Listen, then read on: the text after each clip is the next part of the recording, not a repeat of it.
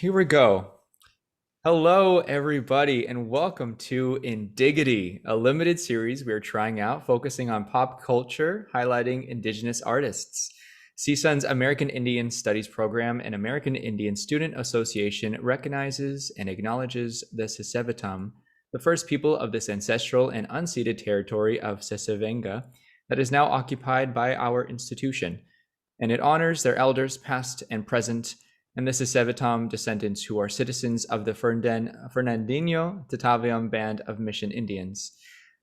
AIS recognizes that the Sisevitam are still here and also recognize our neighbors, the Shumash and Tongva. I am your host, Raye Zaragoza. I am an alumnus of CSUN and proud member of CSUN's American Indian Student Association. And we're so excited today to welcome Raye Zaragoza to our podcast series. So hello, Raye, how are you doing? Hello, everyone. I'm Raye Zaragoza. I am a singer, songwriter, and storyteller, composer, roller skater, and poet living on Tongva land, aka Los Angeles. And just really excited to be here to share a bit about my creative life with all of you. This is so funny. And for listeners that don't know, Raye is my sister. Yeah, We share a last we go name. way back. We go way back. And actually, also one more thing I wanted to acknowledge is where I am currently. I am in Shokshoge, currently known as Montreal, on unceded and ancestral land of the Ganyegahaga, the Mohawk. So, Raye, I'm just so honored to have you here with us. This is gonna be so fun. We've never interviewed each other, and so this is gonna be an interesting journey. I'm so excited. Yes. I'm so excited. I'm so honored that you asked me to be a guest. Yes. I'm Oh, just it so wasn't honored. me. It wasn't me. Nicole. Yeah. Oh, Nicole. It was all You fought Nicole. against it. You fought I was against like, it. "Are You're you like, really, sure?" Ray?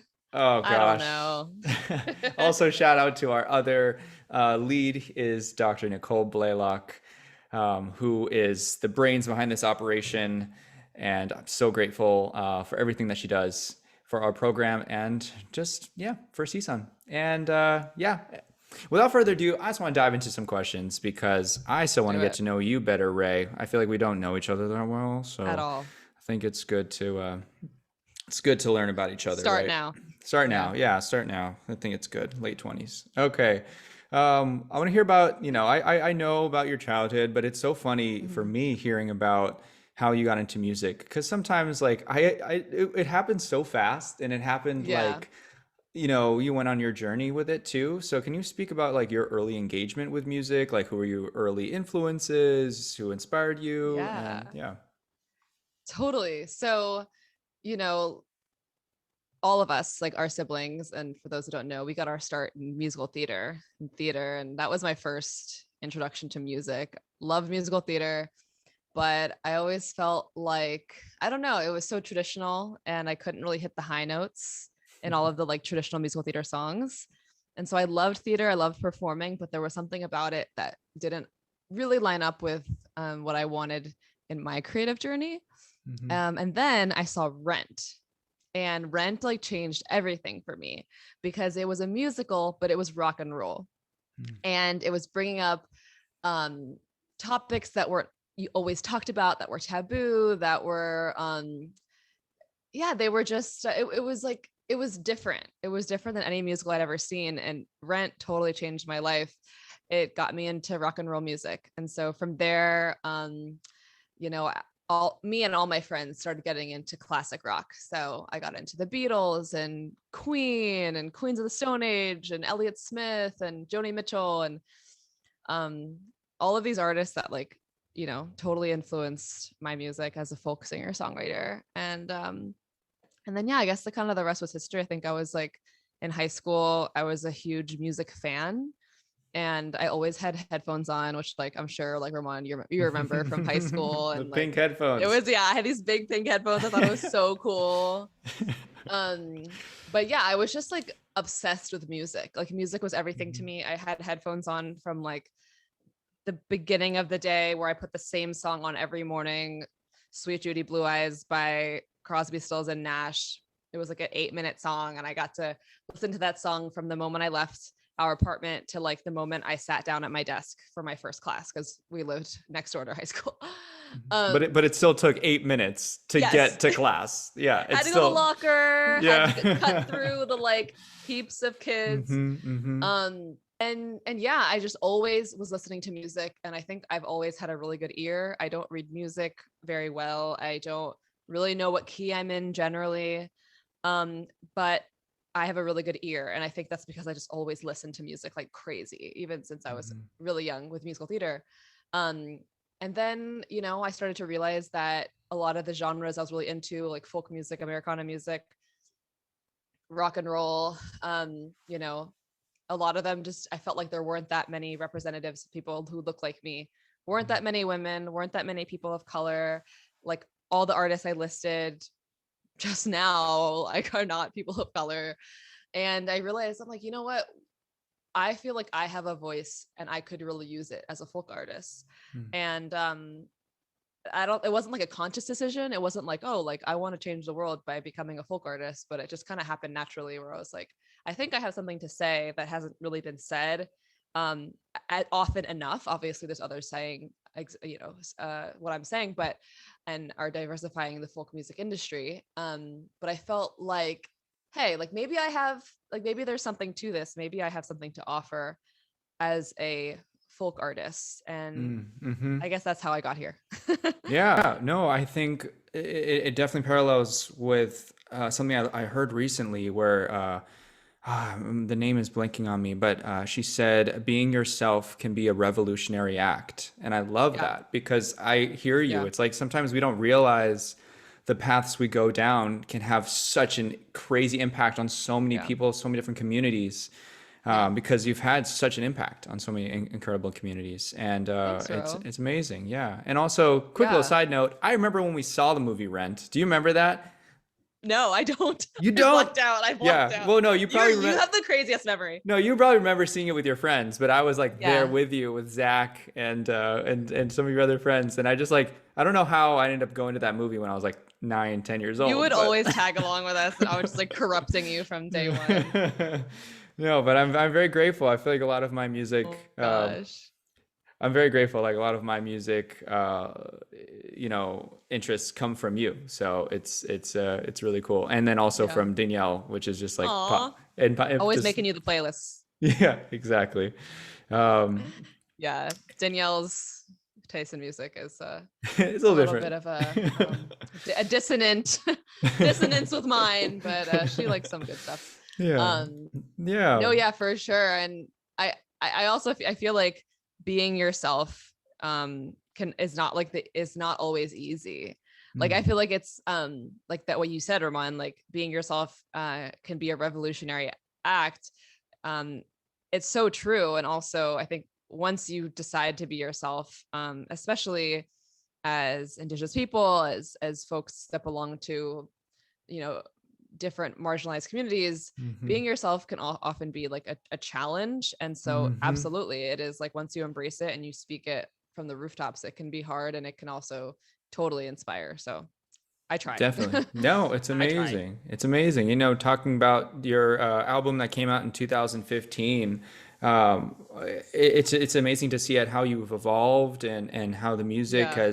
has it's just really followed your life, and it's so fascinating. And can you just talk a little bit about how your approach to music has changed, if it has Yeah, changed? I'm curious. for sure. I think that my approach to music has changed a lot just as I've gotten more comfortable in my own skin. And I think that when I first started making music, like you referenced the 2015 EP I released called Heroin. Um, I at that point I think I was really trying to create music that people wanted to hear. And it for me, I was like, okay, I'm like a 21-year-old woman. I should write love songs. Like that's what people want to hear. And I mean, love songs are great. I write love songs all the time, but I wasn't going to those dark places that I strive to go to now. I think I was going to more comfortable places. You know, there were some uncomfortable places I had to go for love songs, but I don't know. I didn't feel like I was really I didn't yet really feel like the artist I wanted to be yet at Mm-hmm, that time. mm-hmm, And then I think once I started realizing that for me, art is risky. Art is supposed to be risky. Art is supposed to be vulnerable. It's supposed to be putting yourself on the line. It's supposed to make you uncomfortable. Um, even the comforting art, there's just like there's like those parts that like I don't know, there has to be discomfort to reach the comfort. And I mm-hmm, feel like once I started going to the uncomfortable places and writing songs about um, call it politics, or like environmentalism or racial justice, and I wrote songs about Standing Rock, about fighting this pipeline that was being built on indigenous land, and things that really kind of got my heart racing, and things that made me I'm always someone who will like get on my soapbox if someone says something that offends me or something that I think is out of line. I'll get on that soapbox. And I think once I started writing music that was like my soapbox, I started to feel more authentic. I started to mm-hmm, feel like I was actually making music that was uncomfortable in a way that was cathartic and healing. And it made me more excited about what I could do with music and the opportunities that there are to start conversations as an artist and not just entertain. Because I think that even when I say I'm an entertainer, I'm in entertainment, like, yes, of course I'm a musician, but I don't think that my heart is as much in the entertainment as it is in the um, starting of conversations and doing something that is meaningful. So I think once I started in like 2017, I wrote an album called Fight for You about it was a social justice album. That's when I found my voice and realized that I want to write music about those things that get my heart racing. mm-hmm. No, I love that album. Fight for You is amazing. And then, also talking about women in color, it's so fascinating to see at how, like you talk about, like starting the conversation. Yeah, I think it's a thing that, artists constantly, we hear like, we want to change the world, want to change the world. But yeah. hey, artists, a lot of time we're just starting the conversation, right? That's the It's like the artist's job. catalyst. That's the catalyst, right? And I think it's like, just diving into woman in color, Mhm. that is, there's so many amazing conversations starting there. Even talking about, our mom, of and change your name, and let's talk about the immigrant story. Let's Yeah. talk about Red. Let's talk Mhm. about Fight Like a Girl. Let's talk about Mhm. feminism. Like there's so many amazing songs on that album that you just hit so many different parts that also are just of you, which is really exciting, Mhm. which is incredibly inspirational. And also I want to just dive a little bit more into women in Mhm. color, because Yeah. again, I have no idea how and when this is during the pandemic. This is like before the Mhm. pandemic and during the pandemic. You Yeah. managed to start your own music label. You managed to have apartment tours. You managed Oh to wow, yeah. do all this stuff and be a full-time singer-songwriter during a pandemic when no one was performing. Like, can Yeah. you explain how the album came about and how your Yeah. process all through all of that was? Sure. Yeah. So, the album was written um, before the pandemic. It was written in late 2018 and early 2019. And at that time, I still felt like I was very much being labeled as like this social justice protest artist, which is great. I embraced that.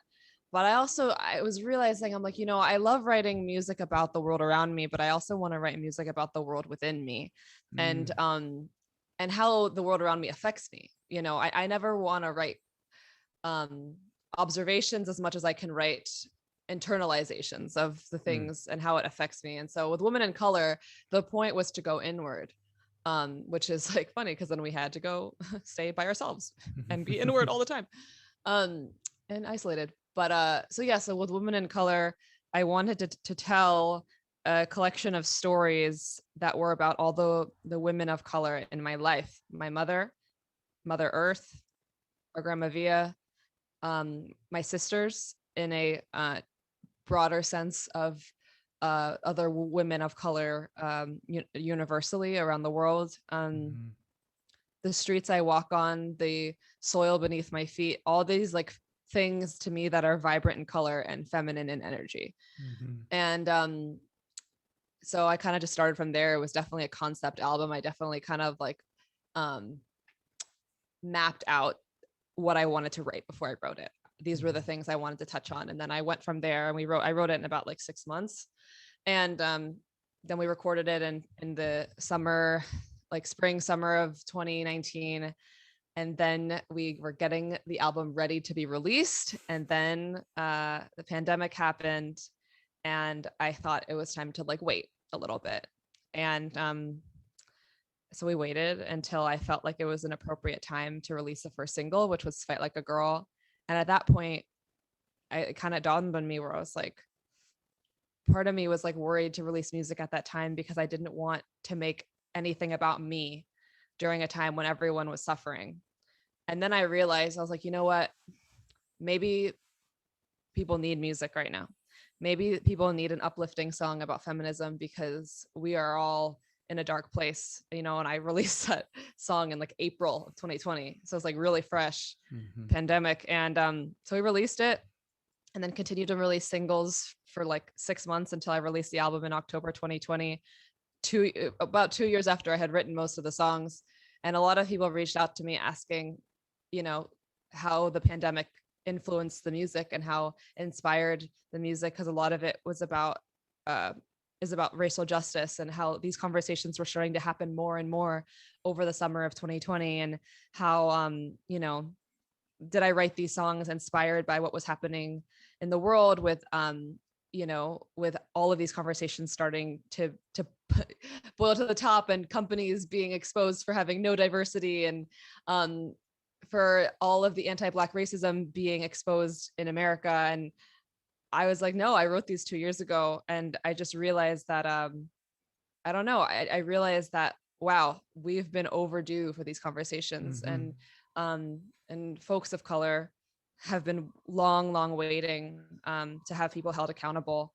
And that I'm glad that I was able to write songs that um, that, you know, could comfort people in those times when these conversations were happening. And so anyway, yeah, that's kind of how it all unfolded. And it was Mhm. a long process. Well, yeah, I think it's Yeah. so fascinating when, people ask artists like when they release something and Mhm. it's kind of near the time when it really relates to their Yeah. art, and they're like, "Wow, did you write this because of this?" Or like, "No, it's been 10 years since I wrote this, but I'm just releasing it now because I Yeah. finished it." But it relates to it because this is an ongoing story. Yeah. Like it's Yeah. not new. This is not a new It's not story. news. This is Yeah. not news. So, and yeah, and I think I love that album. I texted you the other day saying and how like I love listening to that album. It's such a amazing work of art, and I think it should Yeah. be a musical, but we'll see. Oh We'll talk my about it later. goodness. Should Wow. be. Wait, I'm just. can we share your experience with one of the songs recently? That Sure. Yeah. Yeah, go. Wait, me? Want you to go. It um, really, when you texted me about like how that one song like connected with you recently. oh yes. Ghost of Houses Street.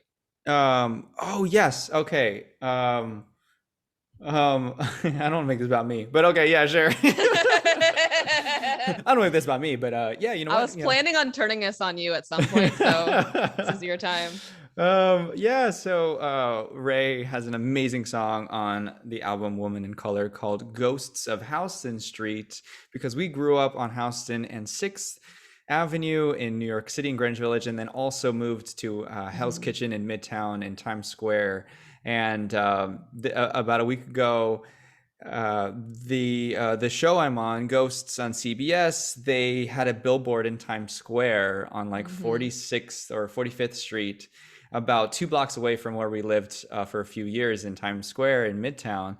And I remember just listening to Ghosts of Houston Street and like kind of crying on my way home from work because I was like, oh my gosh, this is crazy. Like I grew up, Yeah. we grew up walking through Times Square. I grew up walking through Times Square to get home from school. And Yeah. and you went to school 3 blocks from there too. So like I Yeah. always dreamed of having seeing that, seeing a Of project that I'm working on or course. seeing my face up there, and it was really cathartic. So, and I just, yeah, your music has that effect to really hit deep. So, yeah, just wanted Yeah. to. I love that story because I think that there is a nostalgia that I think I always want to capture with music. Mm, Even if it's a song about a current everyday thing, I think that nostalgia is something that's important because I don't know, there's certain things that are universal that if we capture like a bit of like that universal feeling, it's like it touches on that like nostalgic thing. And that's why I feel like you experience with the song and with having this like full circle moment of like a nostalgic place and getting to like bring in your like your new full exciting self of like being an adult and you're like living the dream to the hmm place that you went when you were a child. I just like, oh, that made me so happy. And like that song hmm is exactly about that. Like, we grew up in a studio apartment and we definitely had an, Rowan and I were so lucky to like grow up with theater and then with so many privileges. But we also had some humble beginnings of growing up in a very small place. And to like, yeah, so to have this privilege of being entertainers, Roman, I just hmm like, it's really 100%. cool. Yeah. 100%. That's exactly how I felt. I was just like, wow, Yeah. this is crazy. This is like, I've dreamed of this and now we're here. Like, Yeah. this is nuts. And then also on top of it, your song's called Ghosts of Houston Street. Oh, I didn't even put that together. In the show, for everyone who Oh doesn't my know, it's called gosh. Ghosts. It's on CBS. Oh my gosh. Okay, so like Haley, my friend, has this like weird theory that like my songs like have told any like future Oh, in totally. her life and they've been like Yeah. prophetic, is that the right word? Yeah. And if that's the right word, whatever. But Pathetic. It's pathetic. pathetic. You're so quick, bro. Yeah. This is why you're on a sitcom. No, I'm working. I'm trying Um to get my improv skills up on set. We're getting there. so good. But that's pretty crazy. Ghosts Mhm. of Houston I'm Street. telling you. And also, y'all listen to that song and also watch Ghosts on CBS Thursday nights at Yes. 9 p.m. Thursday Quick little nights. plug. Quick little Quick plug. little blip. Okay, let's get. Okay, we got so We got sidetracked. so sidetracked. That's okay. That's the point. Exactly. That's what the viewers want, or That's what the listeners. viewers want. Give That's them what what they they want. want. Yes. We did want to talk a little bit about the documentary Gather. I'm such a huge Oh, fan of the film, and it was so amazing to hear your songs on that film because, one, it's amazing to hear your voice whenever I'm watching something, and it's oh, like so cool. And then also because the songs really added so much to the film, and I'm just wanted to hear a little bit about the process you had with that, and yeah, yeah, I want to hear a little bit more about that journey. absolutely. Sanjay, the director of the film, he reached out to me like over 2 years before the film came out, or more, maybe three, and saying how he connected with my music and how he wanted me to, create some original compositions for the movie. And I'd never done that before. I read the script, or parts of it, a lot of it was unscripted, so it wasn't like a script. But he sent me a bunch of transcripts actually from different, because they were already starting to film it. So Twyla, one of the women, the characters, human being, she's playing herself. um, in the film, I got to read transcripts of her talking about the drum of Mother Earth and the land and foraging for nourishment, and just all of these really moving. The way she spoke was like poetry, and so I was so captivated and so excited to turn some of these words into song. And so it was a long process, just like kind of waiting and waiting to see what he wanted me to write. And then we decided on writing something from that transcript. So I wrote this song with my friend Ben Weiland called Mother Will Meet Again, and it's about reconnecting with Mother Earth. And it was a song that felt really um, close to my heart, because I think Mother Will Meet Again for me is about reclaiming and being able to meet my indigeneity. Because growing up in a big city, Ramon, like, yeah, we did, and being very separated from all parts of our racial background, I feel like it's been my whole adult mission to meet again, to be able Mm-hmm. to Mm-hmm. return to the land and return to who I am outside of colonization. Mm-hmm. And so Mother Will Meet Again, which you can hear on Spotify on the Gather soundtrack, is about that for me.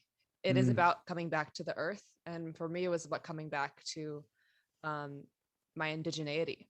And then, we also had Warrior, a song I wrote that's on Woman in Color, and also a song, Red Moon High Tide, that I wrote with Madison Malone.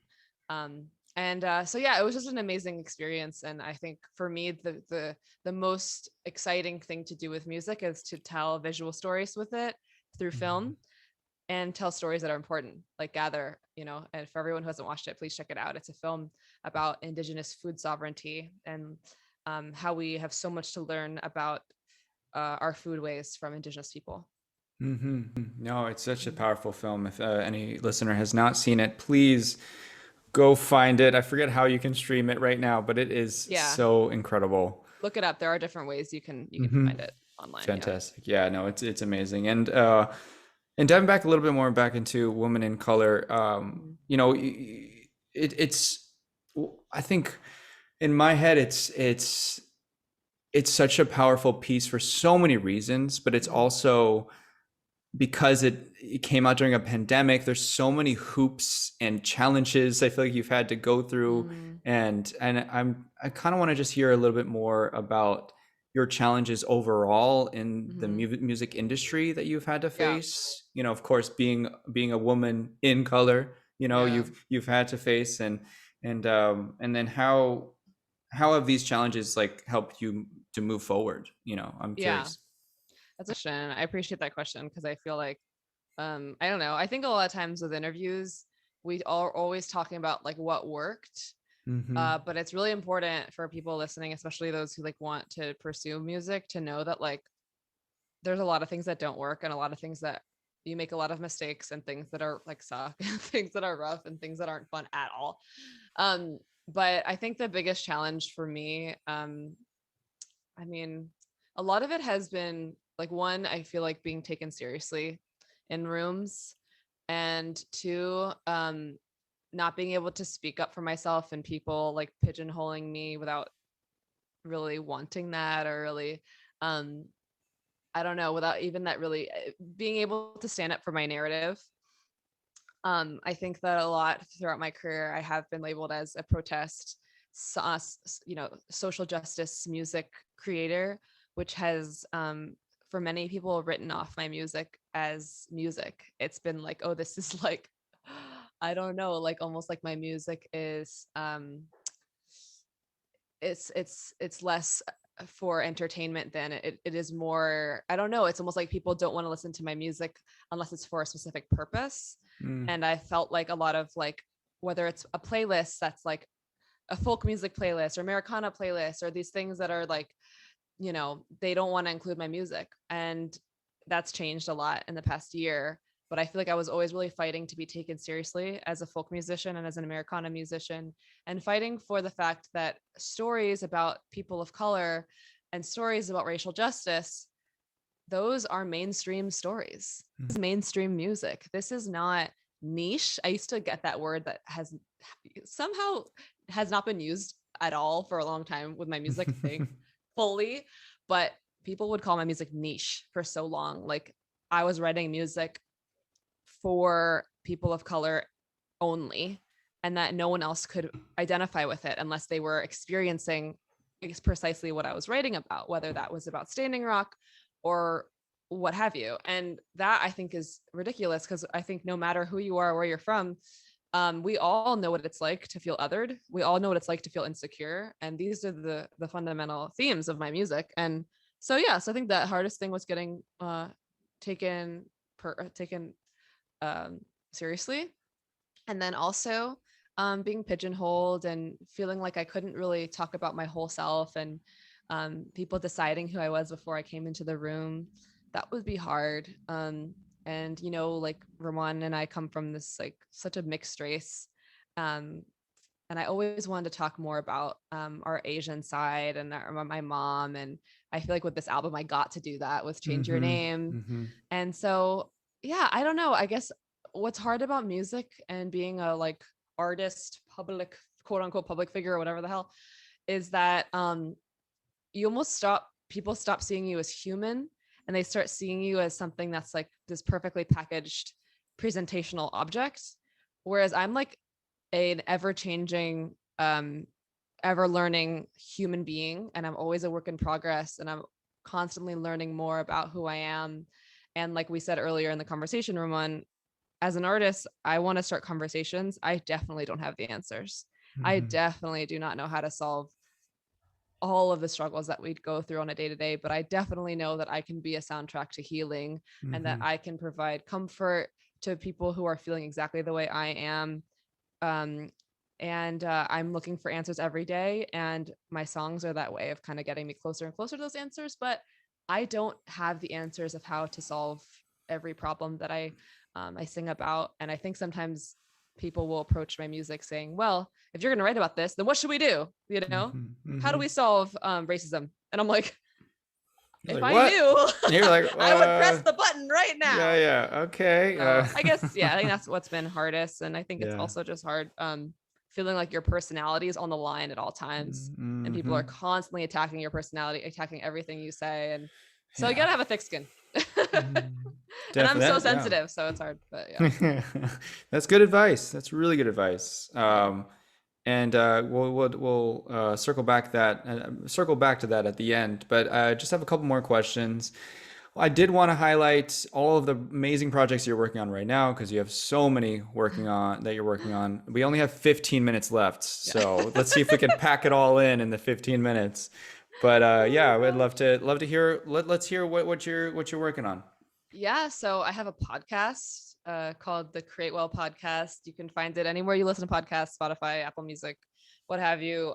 My co-host is a visual artist, painter, Erica Elan, and we kind of just dive deep every episode into different creative um, things. We talk about wellness, entrepreneurship, being your own boss, taking control of your creative life, not taking no for an answer, and just I don't know, taking control of your creative journey.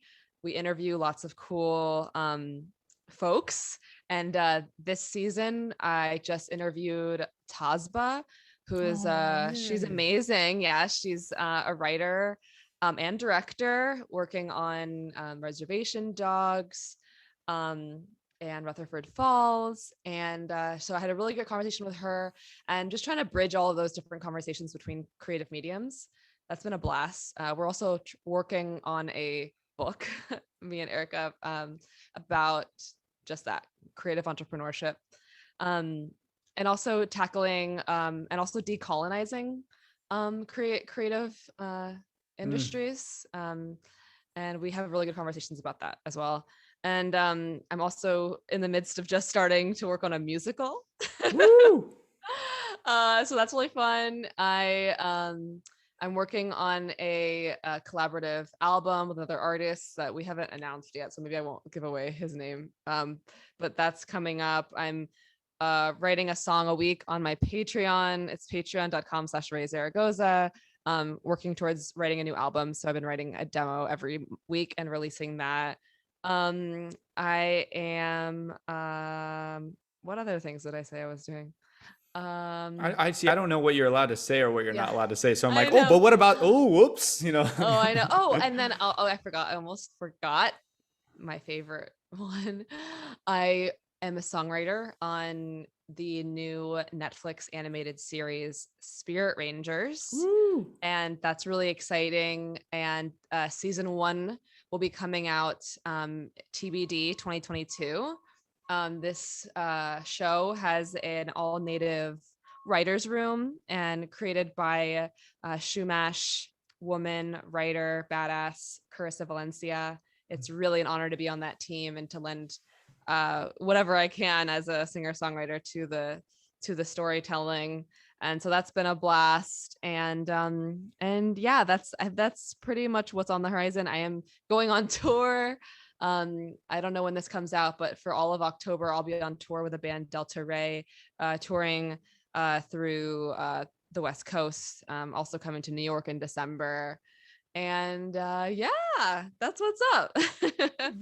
Yeah, that's a lot of stuff. There's a lot going on there. It's I have incredible. to have really good to-do lists or I forget about all of it. I'm like, oh, I forgot about that project. And then and then there's the one project that I'm really excited about.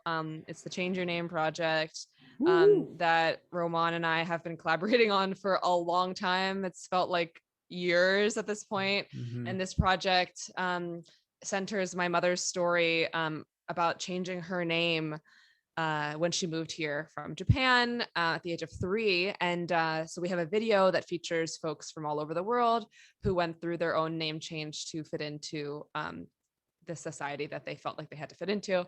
And I wrote an essay relating how this is not only that name changes are not only significant to the Asian American immigrant community, but also Indigenous people. I interviewed my dear friend, like family member, really, Jivik Sikh from the Healer for Indian Community, and he talked about his name change, and also it's just a really universal theme amongst many communities, and so I'm really excited about that project and really stoked that we got to work on it together, bro. I know. Yeah, it's crazy to think, we're all set to shoot that what, like April 2020, Oh and my then gosh, and it's then like the end of now, 2021. yeah. But hey, it's coming together. I'm so Yeah, excited for people to see it. I think it's just so powerful, and it's yeah. fun to see mom there. It's really cool. She's So a star. She's a real she's a star. star. She's a She's a star. star. We are all living in her shadow. 100%, 100%. And Yeah. then last question, what advice would you give your creative aspirant younger self? Mhm. What would you say now? Hmm. It's it's a good question. What would I say to my creative younger self? I would probably tell my younger self to have more fun.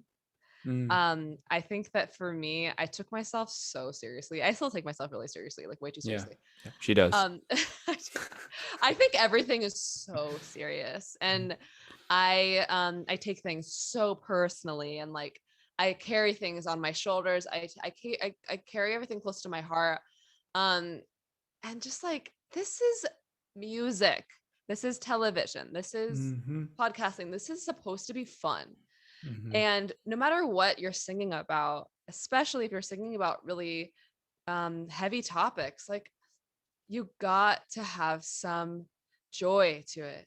And I enjoy what I do, but like I just feel like if I told my younger self to like have some more fun, have a blast, like yes, have the work ethic, yes, have the discipline, yes, show up every day. But if you're not having fun every day, you are not doing your job properly. mm-hmm. So it's creativity. You gotta have fun. You gotta have that sense of wonder because that's where the good stuff is. 100%. That's what Yeah. Lita used to say, right? Yeah. Even when she was in her last days, she's like, Yeah. enjoy, enjoy, Enjoy. enjoy. If you're not enjoying, what's the point? Yes, That's what yes. living is, right? It's different. It's the little Mm-hmm, things. mm-hmm. That's what I've realized. Honestly, Bronx, my dog. Right, everyone check him out at Where is he? my Where is he? Instagram. Bronx, come here. He's right here. Bronx. He sits right under my chair whenever I do any interview. He's there as like support. One second, we have to show. So